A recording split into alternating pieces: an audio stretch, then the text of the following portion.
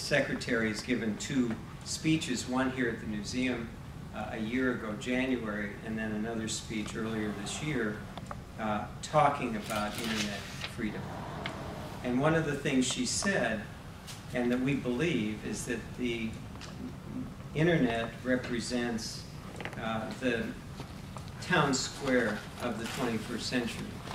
And so when we talk about internet freedom, we're talking about freedom of expression, freedom of association, freedom of assembly.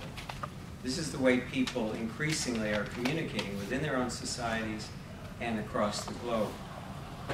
And our intent is to help promote a free internet that cuts across borders, that is a neutral platform for people to communicate. It's not so much for us to communicate our message, but to allow people that neutral platform where they can exchange ideas and information without official constraints. In the first several years of this discussion, there's been a lot of concern about the walls that governments put out to prevent information from coming in. And so a range of technologies have been developed to help circumvent those firewalls that in places like Iran and China, where governments have set up constraints against access to information from outside. A next generation of problem, which is that repressive governments around the world are not just going to block content. Arrested. You can push the panic button, and this phone will send an emergency message to contacts you designate to let them know you're in trouble. We'll be rolling out this software shortly, in a few months, and we'll have an app that will erase contacts in your phone if you're arrested. This is the sort of technology we're now experimenting with. We're funding a number. Are you a journalist? What's going on? Give me that phone. I might lose my job.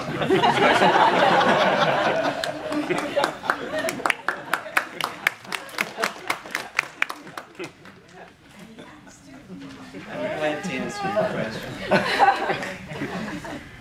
Well, in a real world scenario, if he had just been attacked, it was sort of what we were talking about this morning.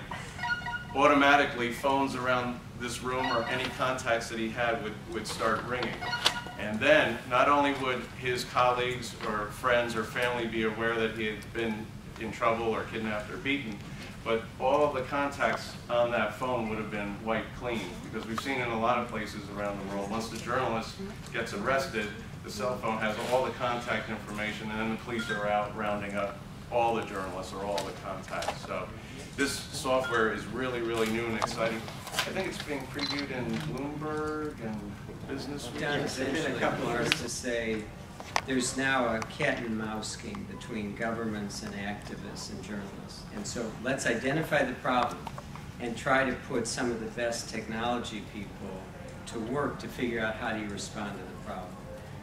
We're providing kind of seed grants or support so that these technologists can help us figure out how to deal with the problem. People said to us, we're now in a defensive mode.